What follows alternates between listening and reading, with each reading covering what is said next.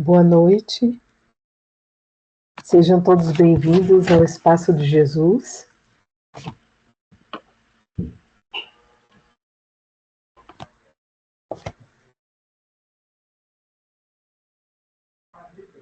Amado Mestre, profundamente agradecidos pela aventura desta hora, pela confiança que nos há devotado, pedimos permissão para dar início aos trabalhos dessa noite, entregando nossas almas a vós, auxilia-nos na facilitação e no aprendizado desses ensinamentos tão especiais. Que o Senhor seja conosco agora e sempre, e que assim seja.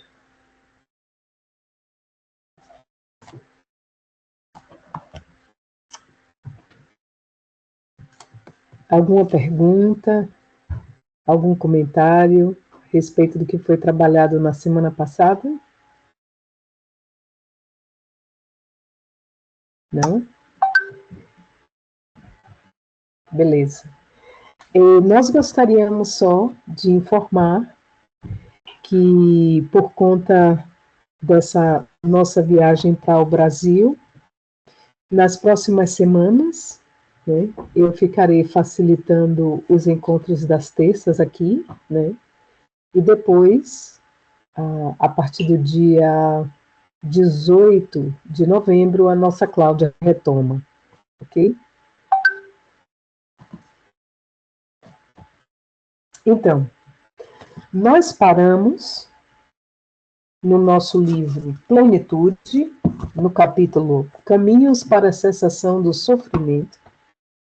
Estávamos abordando a questão da compaixão, que é o 9º passo que a nossa mentora encadeia nesse capítulo para essa cessação do sofrimento, né? Então, paramos no seguinte parágrafo. É de vital importância a compaixão no comportamento humano. Ela conduz à análise a respeito da fragilidade da existência corporal e de todos os engodos que a disfarçam. Sendo a ilusão um fator responsável por incontáveis sofrimentos, a compaixão desnuda. Por que será que isso acontece?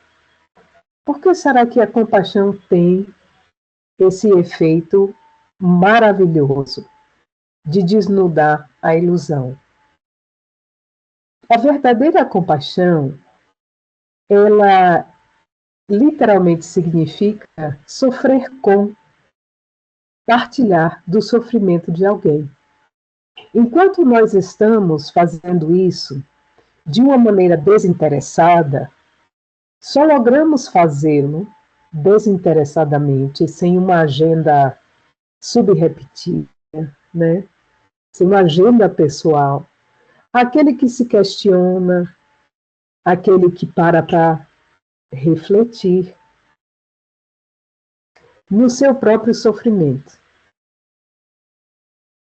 A verdadeira compaixão, ela nasce porque a gente entra, a gente reconhece aquela faixa, a gente sabe aquele lugar porque passou por ali.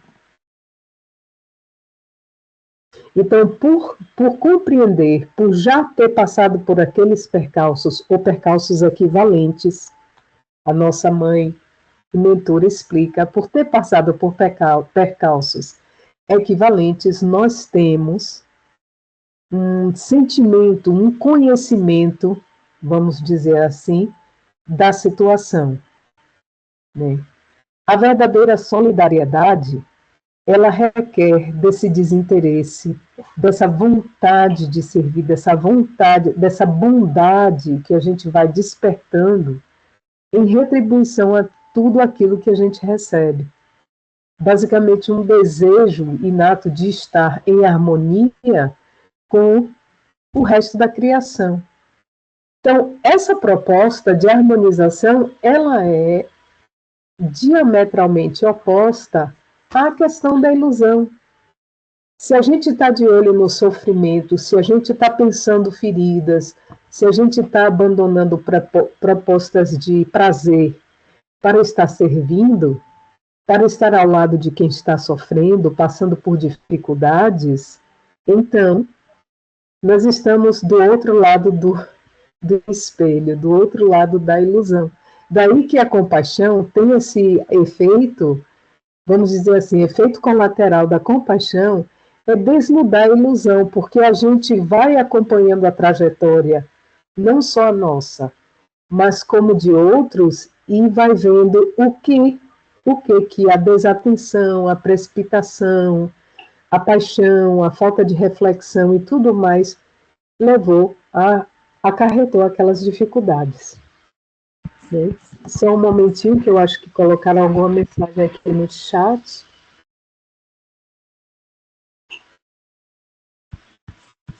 Eu não estou conseguindo ver o que foi.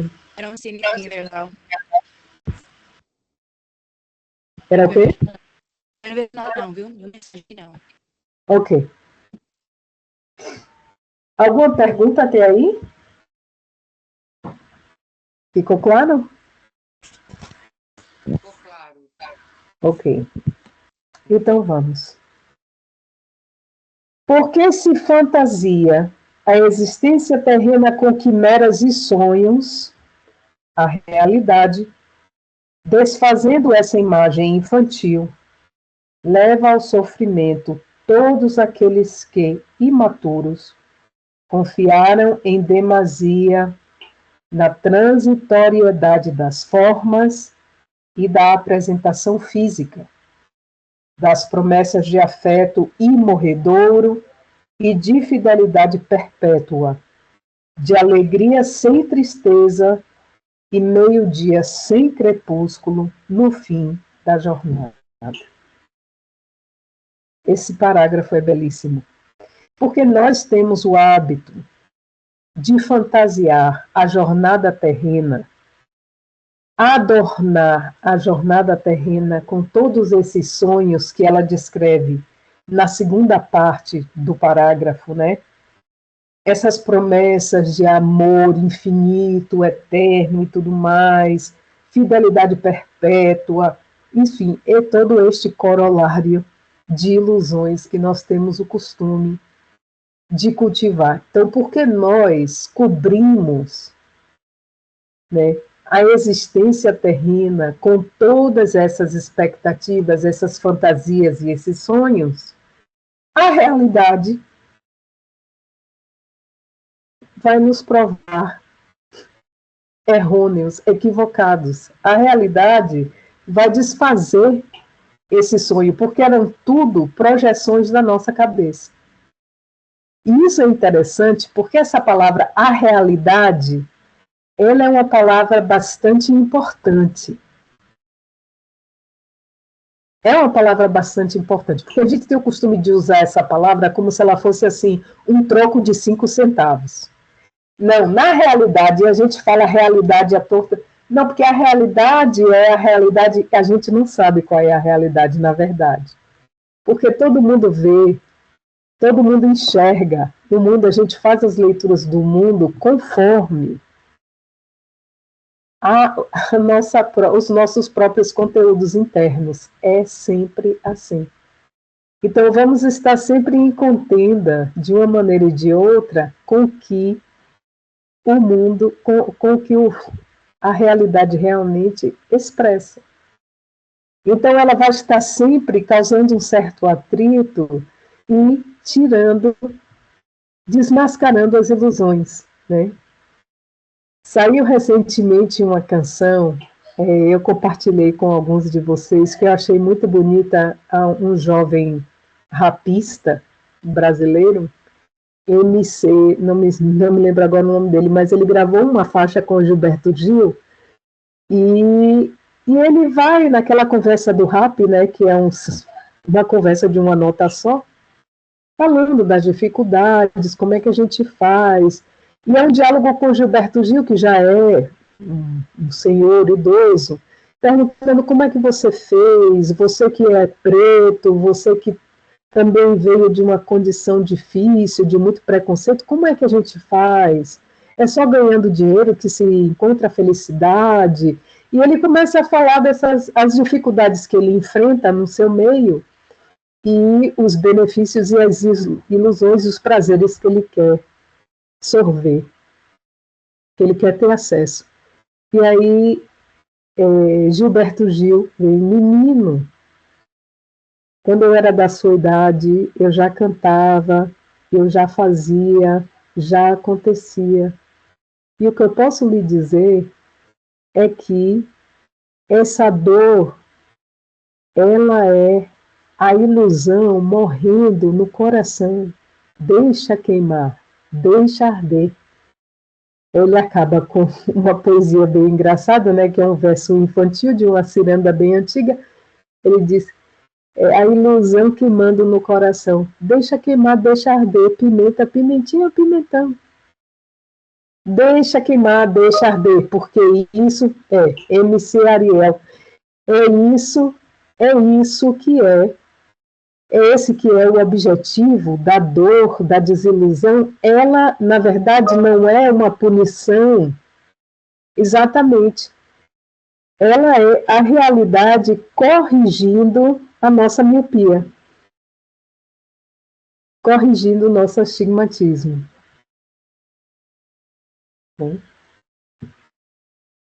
Até porque muita da nossa capacidade de fantasiar vem também desse processo de desenvolvimento social e cultural que nós temos tido nos últimos 100 anos, vamos dizer. É natural do processo crescendo da maneira que nós crescemos, com um grande contingente de imaturidade emocional. Esse é um dos efeitos colaterais. Para sobreviver, a criança que já tem uma imaginação fértil, desenvolve a habilidade de fazer projeções cada vez mais fantásticas como mecanismo de sanação da realidade difícil em que ela cresce. Principalmente quando está sendo orientada por pessoas extremamente imaturas, ainda muito mal preparadas para a maternidade, né? Perguntas, comentários. Obrigada, Cláudia. Então, assim, a morte da ilusão fere aqueles que lhe confiaram a existência, entregando-se-lhe sem reserva, sem precaução. É uma barca furada, né? Então, a ilusão vai corrigir e essas pessoas vão sentir a dor ainda maior, porque não tinha qualquer outro fator para equilibrar a sua equação, estava completamente enfiado na ilusão da matéria. A ilusão é, pois, anestésico para o espírito. Certamente, algo de fantasia emoldura a vida e dá-lhe estímulo. Eu acho essa frase de nossa mentora maravilhosa. Algo de fantasia emoldura a vida e dá-lhe estímulo. Veja que verbo ela utiliza para ilustrar a fantasia, a posição da fantasia, a posição benéfica da fantasia na nossa vida, na nossa existência corpórea. Ela emoldura, ou seja, a fantasia está para, né, ela é a moldura da pintura, ela é a moldura da tela, ela é como a pitada de sal na comida. O sal não é a comida, o sal não é a nutrição. Embora ele tenha o seu valor, ele é necessário em pouquíssimas quantidades. Quanto mais sal, mais problema nós temos. Qualquer condimento Ele é para ser utilizado bem pouquinho. É para dar um saborzinho especial. Ele não é a base do prato. E essa é a inversão que a gente acaba acontecendo, que a gente acaba fazendo com a fantasia. A fantasia, ela é só o detalhe, o caixote da janela, a moldura da porta, a moldura da pintura. Vocês já ouviram alguém dizer assim, a moldura da tela de Picasso foi vendida por 1,5 milhão. Ninguém não está nem aí com a moldura da tela. Mas o que realmente custa, né, centenas, milhares de dólares, às vezes, né, quantidades exorbitantes, a gente não consegue nem imaginar de dinheiro, por um trabalho de arte, é a tela, é o trabalho em si. É a assinatura, é toda uma tessitura que foi feita com as tintas, com as ideias, com o sentimento que foi colocado naquela tela. Jamais é a moldura, né? Então, a gente valorizar a fantasia além do papel que ela precisa ter, que é trazer, né, essa lubrificação, vamos dizer, essa pitada de sal na existência terrestre, né, isso não é um problema. O problema é o abuso disso. O problema é a gente permanecer, né, utilizar o sal como prato principal da refeição. Quem é que aguenta?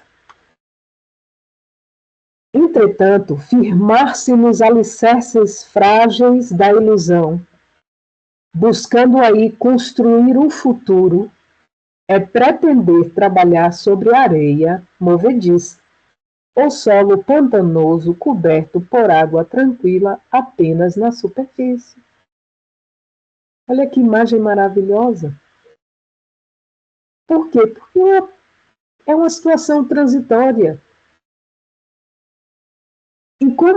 E não só transitória, ela não tem solidez, porque ela é um adorno, é um enfeite, é um tempero, é um condimento. Nada mais. Há quem postergue a realidade, evitando-a para não sofrer. Ou seja, a pessoa está cristalizada numa posição de fuga. E existem aqueles que pretendem apoiar-se no realismo rude, que não passa, muitas vezes, de outra forma errônea de ilusão. Então, aí nós estamos lidando com dois extremos. Ou a pessoa que não quer saber de travar qualquer contato com a realidade, que foge dela o tempo todo, esse é um extremo. Ou a outra que só enxerga os ângulos mais duros da experiência terrestre. Esse é também um outro extremo. É também uma forma de ilusão. Podemos dizer que uma, né, é essa ilusão sensual, essa ilusão dos prazeres, e a outra é uma ilusão sombria. Por que será que essa atitude de estar só olhando o lado negativo, duro da experiência, é uma ilusão também? O que é que vocês acham?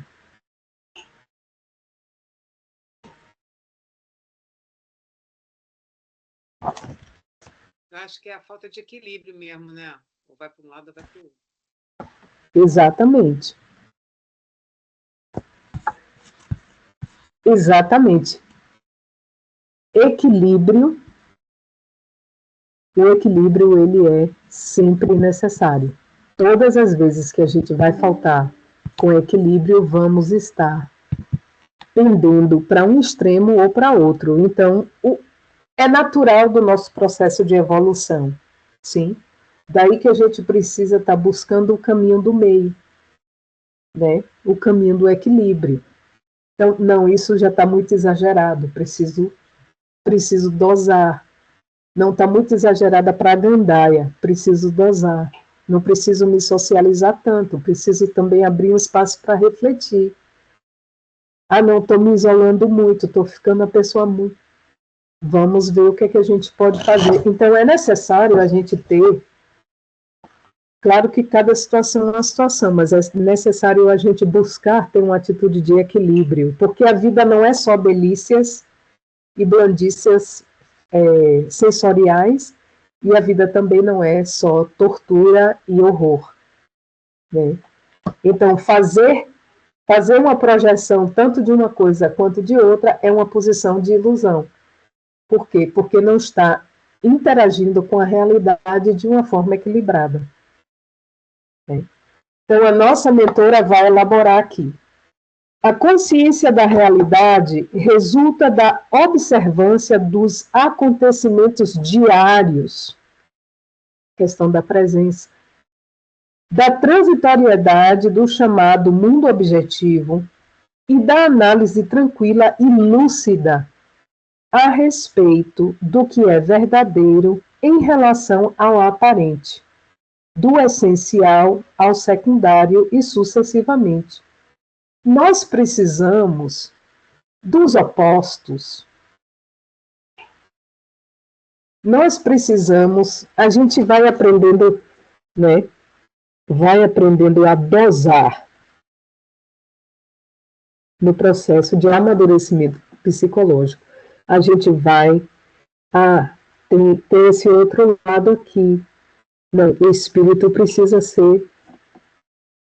receber a preferência.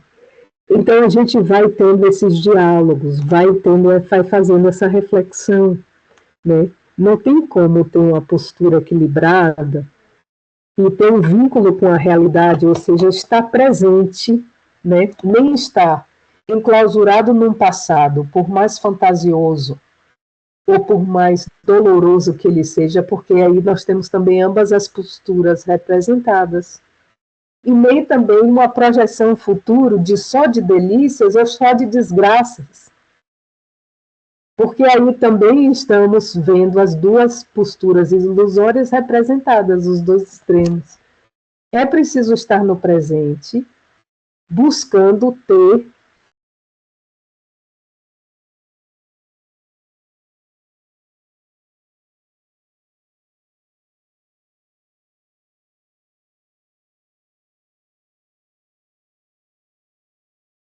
Congelou para todo mundo?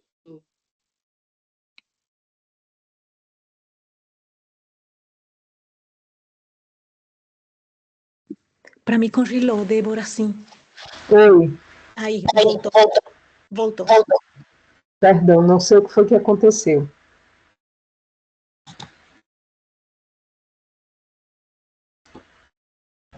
Foi só eu que caí, né?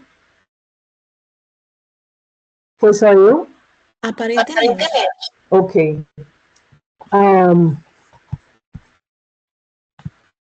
Tá, se acontecer de novo, a gente tira a imagem para poder liberar. O meu computador está com problemas, eu tive que usar um computador emprestado, então não sei se tem alguma coisa a ver.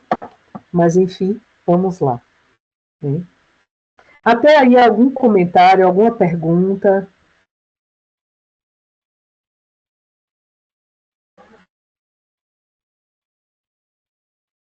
E se a gente parar para pensar que tipo de estado emocional pode caracterizar essa ilusão sensorial, essa ilusão sensória? Que tipo de estado emocional caracteriza essa vivência? O que é que vocês acham?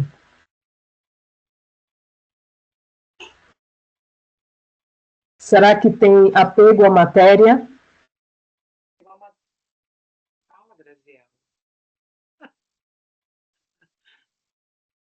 Ansiedade. Será que tem ansiedade?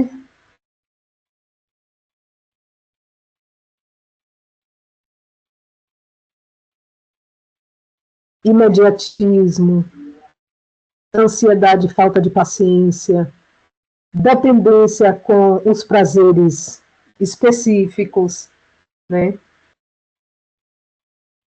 Tudo isso vai constituir parte desse pacote de ilusões sensoriais. E o outro extremo, da realidade rude, o que é que vocês acham que pode constituir o pacote emocional de quando a gente permanece nesse estado?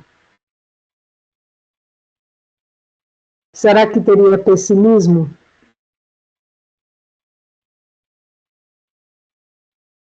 Desânimo, desesperança, né? Pessimismo, insatisfação. Insatisfação também tem que estar presente no outro, né? Porque é uma característica da ilusão a insatisfação. Né? Claro, se a gente está com os olhos vedados para a realidade objetiva, e eles só estão contaminados por uma ilusão, por uma projeção nossa, obviamente que a gente nunca vai gostar, nunca vai achar que o que está aí fora está bem, que Deus permitiu que o que está aí fora esteja tal como está, que as leis naturais continuam atuando, que o monarca do universo continua acordado, regendo o universo tranquilamente, como sempre esteve. A ilusão vai sempre criar aquela distorção de perspectiva e a gente vai estar sempre medindo um pouco que enxerga do lado de fora com aquilo que a gente enseja do lado de dentro. Então vai ser sempre uma questão de insatisfação crônica, não tem como, né? Então a gente está vendo como essas posições, elas não levam a uma vivência equilibrada, a um aprofundamento do ser e a cessação do sofrimento, né? Então, o caminho da compaixão, fazendo de volta a compaixão está perto dos sofrimentos, testemunhar esses sofrimentos sem uma agenda egóica, porque quando a gente tem uma agenda egóica, a gente vai se relacionar com uma atitude compassiva a partir de uma perspectiva de um interesse pessoal.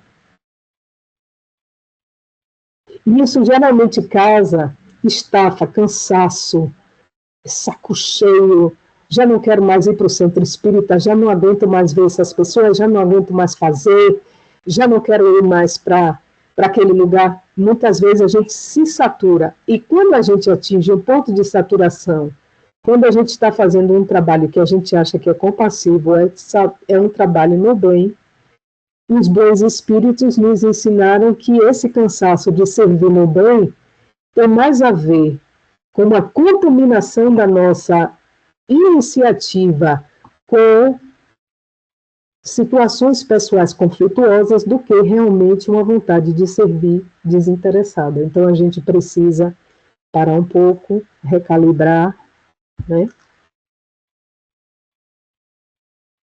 Mas quando a gente está de bem, está fazendo porque quer retribuir, porque quer servir, está de boa, vamos dizer assim, no serviço da compaixão, no serviço do bem, então as nossas escamas vão caindo dos olhos, da mesma maneira que Ananias removeu as escamas dos olhos do nosso Paulo, né? E a gente vai enxergando cada vez melhor. Então a nossa consciência da realidade vai ficando cada vez mais afinada, porque a gente vai permanecendo mais no presente, tendo uma atitude mais firmada na aceitação daquilo que está ocorrendo e como eu posso trabalhar para auxiliar a corrente do bem, as leis divinas, a manifestação das leis divinas, a harmonia com essas leis divinas, como eu posso afinar minhas atitudes com elas. Então, só essa atitude vai nos levar a um processo de aprofundamento, de cessação do sofrimento, né?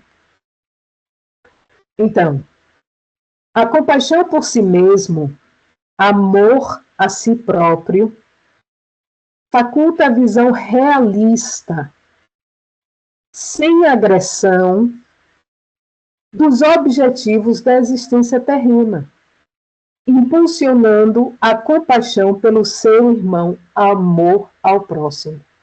Amai ao próximo como a ti mesmo. Se esse elemento de amor por si não estiver presente, vamos descambar na situação que acabamos de descrever. O cansaço do bem, o cansaço do servir. Se nós não estamos nos abastecendo com a linfa do amor, nós também, né, não temos compaixão de nós mesmos, não tratamos de ter esse cuidado, esse carinho que a gente tem com os outros, oferecer também para nós, nós vamos descambar numa atitude de cansaço do bem, né, que é uma atitude conflituosa perante a vida. Né? A compaixão pelo seu irmão, amor ao próximo, solidarizando-se com sua luta e dando-lhe a mão amiga a fim de sustentá-lo ou erguê-lo para que prossiga na marcha. Ou seja, como é que eu vou realmente sentir e reconhecer que a compaixão é uma coisa boa se eu não a tenho por mim? Se eu acho que eu estou acima disso, porque se eu ainda não cheguei no ponto de me dar a mim, eu estou me iludindo de que eu não estou precisando dela. Ainda não estou lúcido na proposta da realidade objetiva. Ainda não estou equilibrado nessa proposta. Então, precisamos continuar buscando. Né? Não é uma atitude de julgamento, é uma questão de análise para a gente buscar a própria sanação, que é responsabilidade pessoal intransferível. Né? Essa atitude, ao invés de produzir uma postura pessimista, cética, amargurada, resultante da morte da ilusão, alenta e engrandece, dando sentido e significado a todos os acontecimentos. Quando eu li esse parágrafo aqui, eu me lembrei de uma frase que eu não me lembro quem foi que cunhou, mas é uma frase que é muito bacana, que ela diz assim: quem tem o porquê aguenta qualquer como.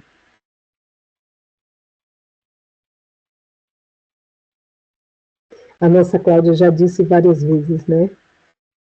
O sentido da vida é que a vida precisa ter sentido.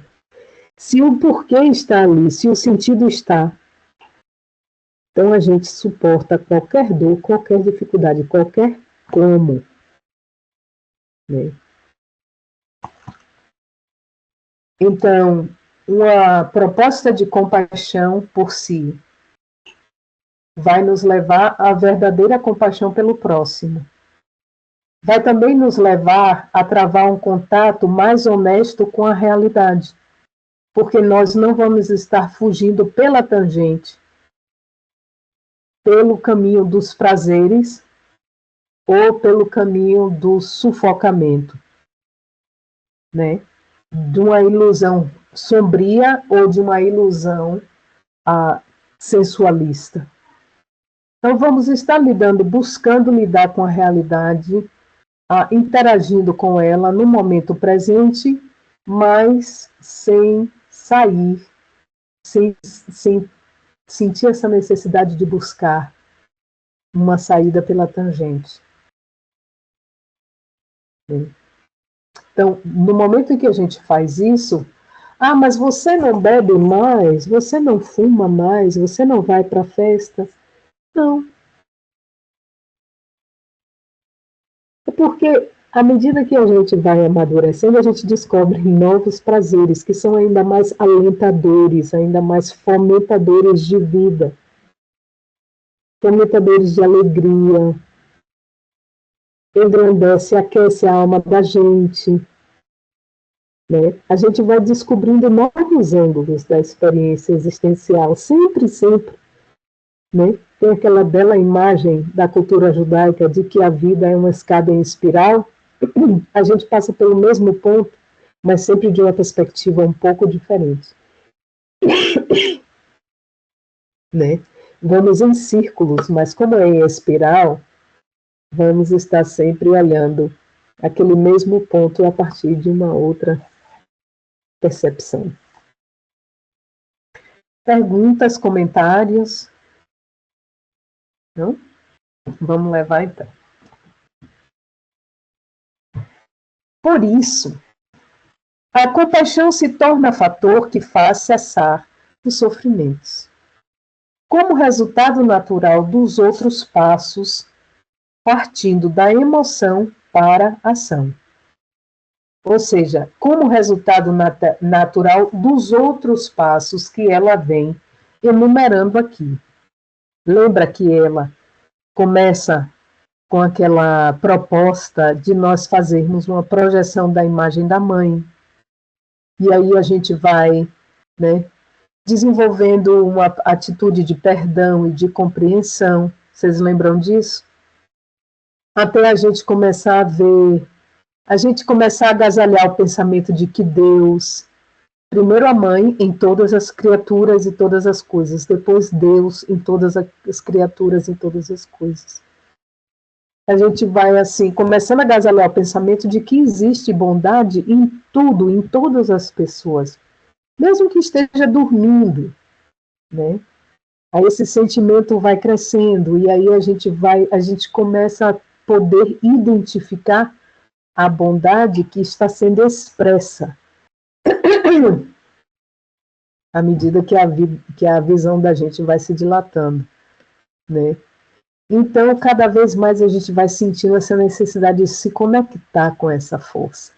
E essa necessidade de retribuir toda essa grandeza, tudo isso que vem de graça, a natureza, o calor do sol, o funcionamento dos órgãos sem que a gente precise pensar neles, etc. e tal, porque as bênçãos são enormes, né? E aí a nossa mãe vai desfiando nesse nosso capítulo vários passos para a cessação do sofrimento, para o agigantamento, para o aprofundamento, o desenvolvimento e o aprofundamento do sentimento de bondade dentro de nós, como essa necessidade, esse ímpeto que a gente começa a ter de retribuir, de dar, né? Porque tanto recebemos que, meu Deus, agora não, eu preciso fazer por onde, eu preciso dar, né? Chega um momento em que aquilo dá um clique e a gente, não, eu vou buscar um trabalho voluntário, eu vou me engajar no centro espírita, eu vou fazer, eu vou cuidar. E aí a gente já começa a fazer, investir as horinhas que a gente tem para repousar, para descansar, em fazer, em servir, né?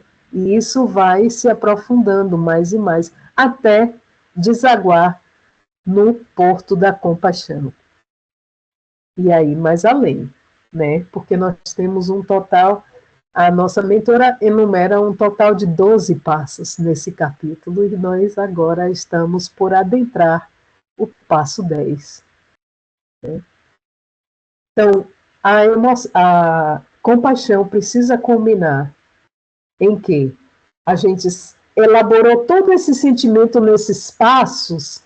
Eu quero trabalhar, eu quero servir, a gente começa a pensar, e a gente começa a sentir, e a gente tem arroubos.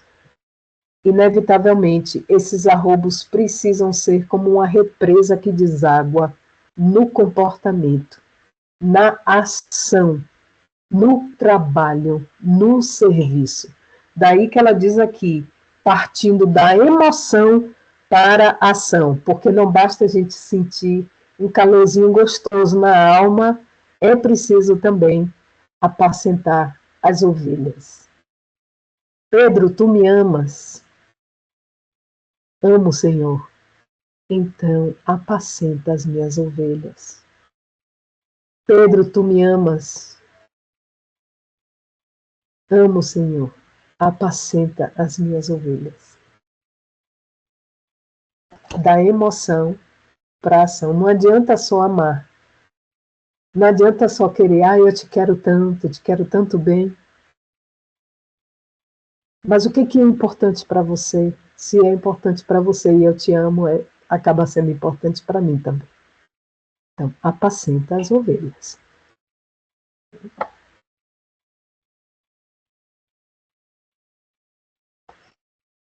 Apresenta-se, então, no painel do comportamento, a necessidade de agir com inteireza, com abnegação,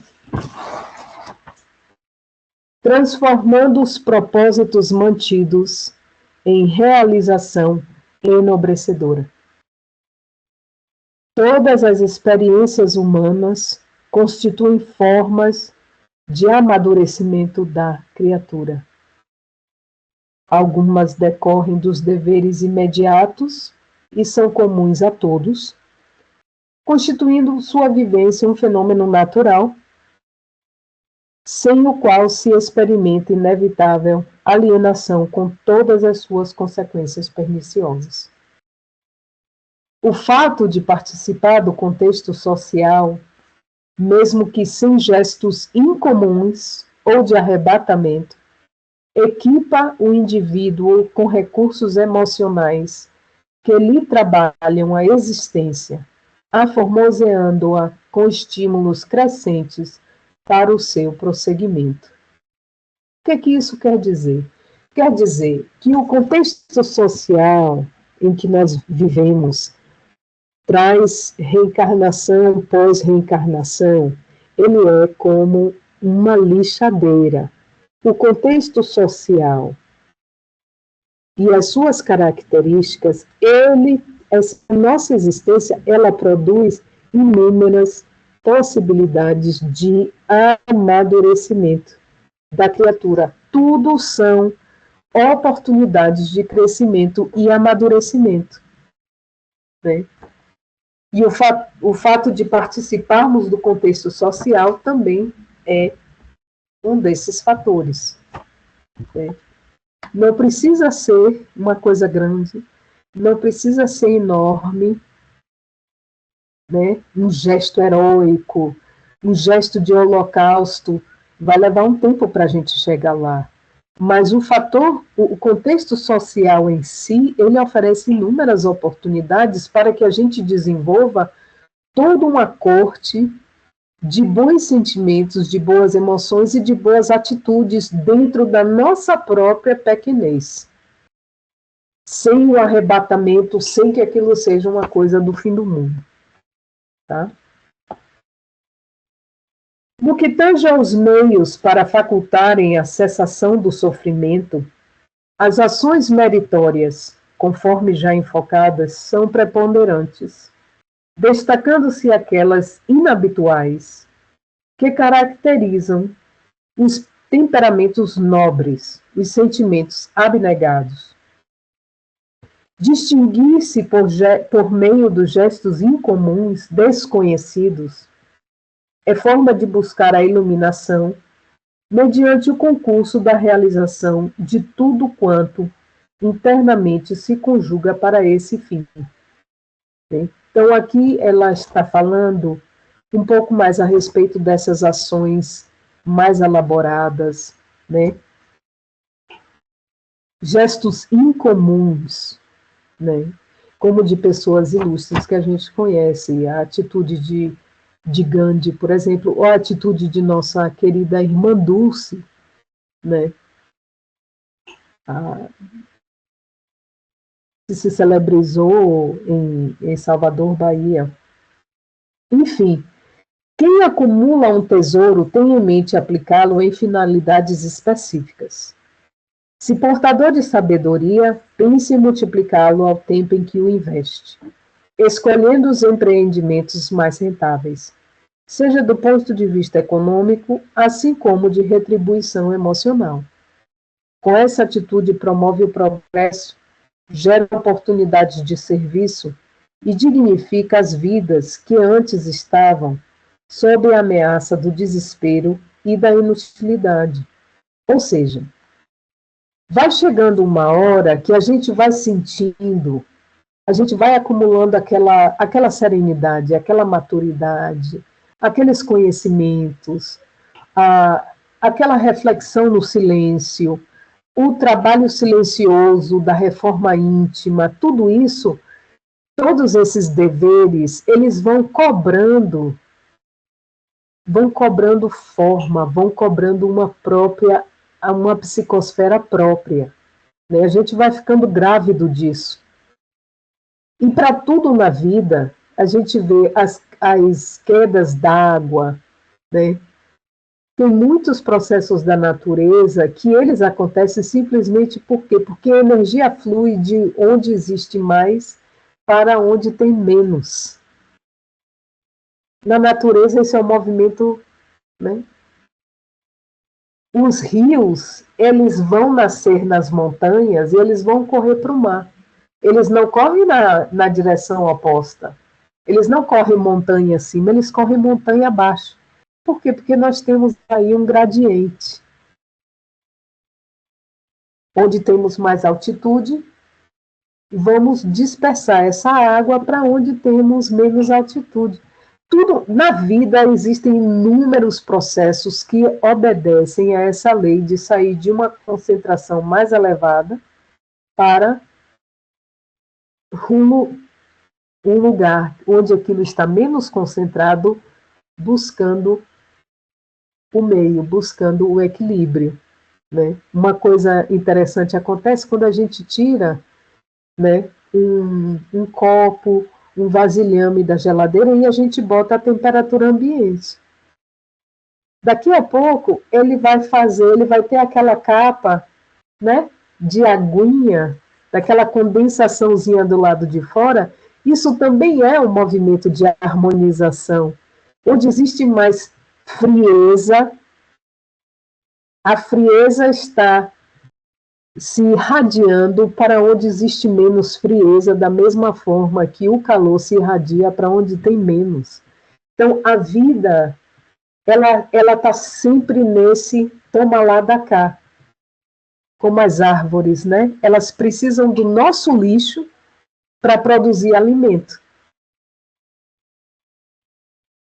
Elas utilizam o adubo, aquilo que já apodreceu como adubo, e utilizam também o gás carbônico para produzir manga, abacaxi e todas as delícias que os vegetais produzem, né? Então, esse é o movimento da vida. Então, a gente acaba ficando grávido e sentindo aquela necessidade de investir, de multiplicar esse talento, né? E nesse afã, porque tudo isso não é uma habilidade especial da pessoa. Isso são germes divinos que estão em nós, são sementes de luz que estão em nós e elas vão desabrochando à medida que a gente vai passando pelo processo de amadurecimento psicológico.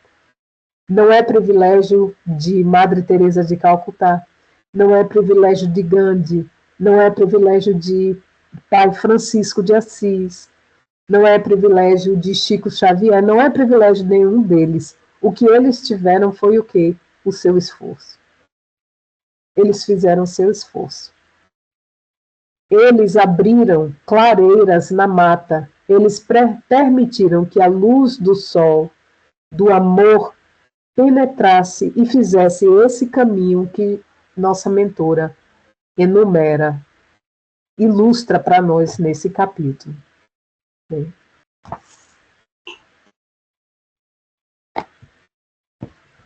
Ficou claro? Perguntas? Da mesma forma, os recursos espirituais e emocionais elevados devem ser canalizados para as atividades incomuns, superiores, às quais nem todos se atrevem a realizar. As ações incomuns variam desde os contributos materiais valiosos, irrigados de amor e ternura, até os gestos extraordinários do silêncio ante as ofensas, do perdão, as agressões e do esquecimento do mal. Para ser incomum, não precisa ser uma coisa faraônica. Não precisa. Num planeta desse de provas e expiação, uma atitude decente é uma atitude incomum.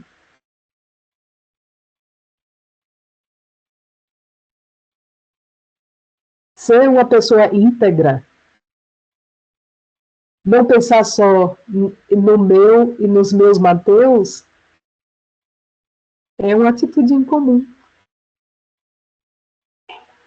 Fazer um pouco aquilo que está além, né? Não, porque eu trabalho neste departamento, mas tem um monte de computador, tem um monte de situações, como eu presenciei recentemente. Mas eu não sei, o meu trabalho é neste departamento, eles têm um funcionário que é um funcionário fantasma. Eu digo, se é fantasma, então não existe, você poderia ajudar, porque estou com essa tralharada de computador aí que precisa ser reciclado e a universidade não permite que você recicle sem que limpe os HDs, sem que verifique se não tem nada lá comprometedor, que vai comprometer a segurança, né, cibernética da universidade, mas a pessoa não é, mas eu sou desse departamento. Aquele departamento tem também um funcionário. Eu digo, mas sim, mas ninguém sabe quem é o funcionário. E o espaço precisa ser limpo, você pode. Ah, vamos ver se a gente acha o funcionário. Então, é uma atitude incomum você pensar fora da caixinha, né? Ah, tá, não, eu posso dar uma mão. Tem muita coisa assim? Tá, peraí que eu vou ver. Não, se tem muita coisa, eu vou precisar de ajuda. Ah, eu te dou esse telefone aqui, do departamento de TI, né, o IT Department. Tem sempre uma coisinha que a gente pode fazer. A gente pode criar resistência, mas tem sempre uma coisinha que a gente pode fazer. E por menor que ela seja, ela será uma atitude incomum, porque a correnteza desse planeta ainda é uma correnteza que está marcada pelo desequilíbrio e pela ilusão.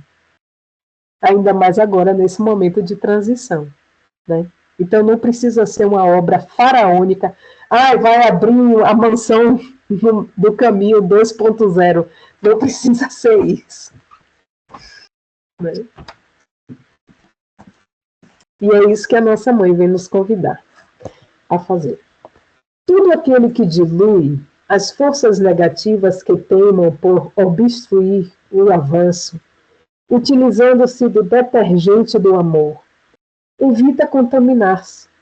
E se já visitado por elas, liberta-se, fazendo com isso que cessem as causas e desapareçam os sofrimentos. O que a gente quer é se libertar. A gente não precisa se preocupar com punir, a gente não precisa se preocupar com o que o outro fez ou deixou de fazer, falou ou deixou de falar. A gente precisa se preocupar com o que a gente está fazendo com o momento presente. E com os recursos que a gente já amealhou, porque a gente não está aqui para enterrar talento. Então, como a gente pode compartilhar esse talento? Como a gente pode multiplicar esse talento? Essa é a pergunta que a gente precisa se fazer, se a gente quer cessar o sofrimento.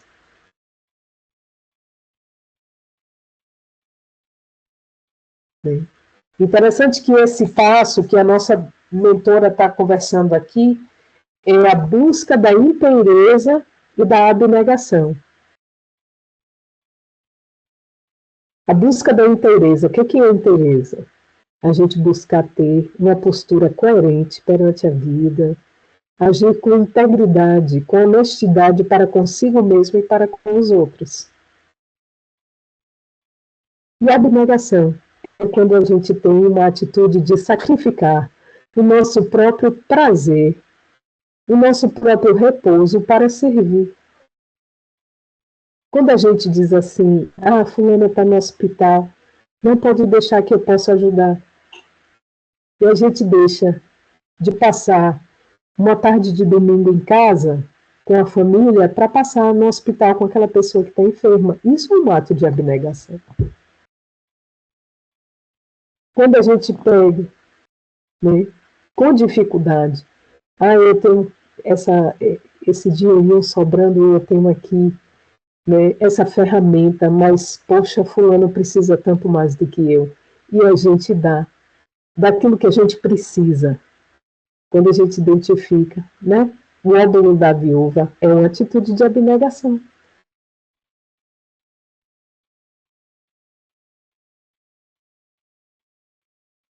Temos ainda 5 minutos, né? Que ótimo. Então, o passo que se segue para a cessação do sofrimento, o passo que se segue à compaixão, compaixão entendendo-se que ela precisa nascer de mim para comigo, fluir para o meu irmão, ela precisa sair do ponto emocional para o ponto de ação. Ela precisa se expandir para o comportamento, para a atitude, para a ação. Aí o que se segue, se vamos agir, queremos agir com inteireza, com honestidade. Então estamos vendo que a gente não age com inteireza, com honestidade para conosco, para com os outros, sem estarmos aí. Em todos esses passos, nós precisamos de uma atitude de autorreflexão, porque somos responsáveis por aquilo que colhemos e cultivamos.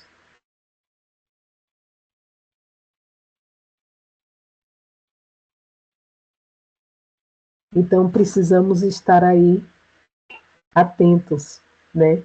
A inteireza, ela vai determinar o quê? Vai determinar que precisamos ter fidelidade, né? Precisamos cultivar a verdade na hora de interpretar a realidade, na hora de escutar, na hora de silenciar.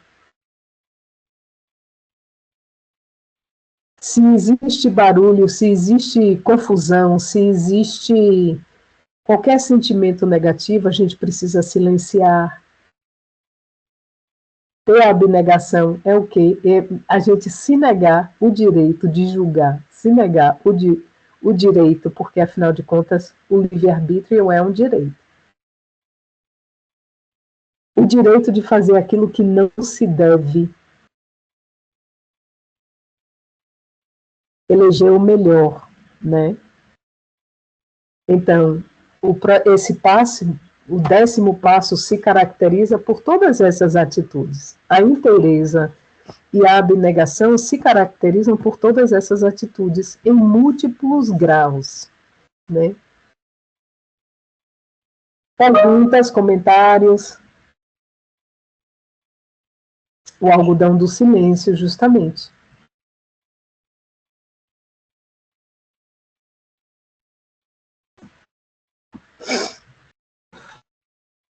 E a gente vai desenvolvendo um amor pelo dever.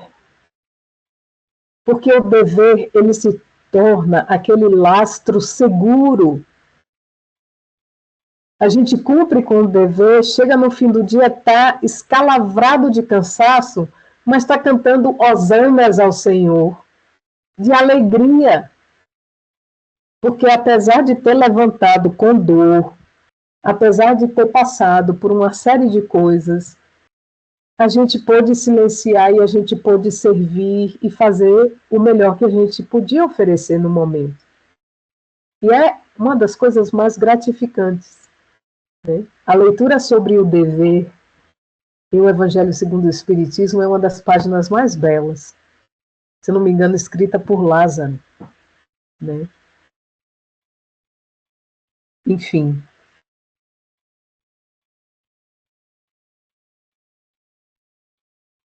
Todo aquele que dilui as forças negativas que teimam por obstruir-lhe o avanço, utilizando-se do detergente do amor, evita contaminar-se. E se já visitado por elas, pelas forças negativas, liberta-se, fazendo com isso que cessem as causas e desapareçam os sofrimentos. O campo mental indefeso faculta que as farpas do mal aí proliferem. infestando a área com resíduos pestíferos responsáveis por males incontáveis. A natureza não gosta de espaços vazios, vai tender a preencher tudo, todos os espaços. Então, precisamos ocupar os nossos espaços com energias, com atitudes, com cultivos que vão estar harmonizados com a proposta do Evangelho de Jesus e com as divinas leis, por consequência. Então, fazendo isso, o nosso campo mental, ele é um campo mental que está sendo bem trabalhado, que está sendo arado, e não um campo indefeso, vazio, que está à mercê das intempéries e à mercê das ervas daninhas, né? A defesa, em relação aos fatores perniciosos, é somente possível quando a irradiação... Ai, já deu 8h30, perdão.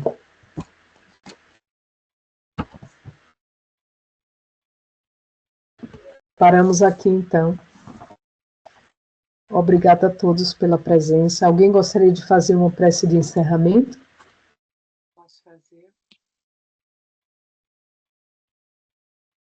Pai amado, querido Mestre Jesus, mentores, queremos, como sempre, agradecer a sua presença e proteção em nossas vidas. Ter esta fé só aumenta a vossa doutrina, nos fortalece e nos dá a certeza do seu amparo e amor eternos. Nessa época de tantas incertezas e desamor, a sua proteção é nosso pilar e fonte de equilíbrio. Perdoe nossas fraquezas e nos ilumine e proteja durante esta semana. Que a intolerância alheia não nos afete, que o desrespeito não nos atinja, que a crueldade não nos imobilize, e sim, que nos dê mais força e desejo de ajudar aos outros e lutar por toda e qualquer maldade e desumanidade, se não diretamente, através de nossas preces e pensamentos positivos. Que assim seja. Que assim seja. Bela como sempre. Muito obrigada. Obrigada a você, minha irmã. Boa semana para todos. Boa semana a todos. Obrigada, boa semana. Beijo. Boa semana a todos. Obrigada, Jorge. Obrigada, Tícia. Boa semana.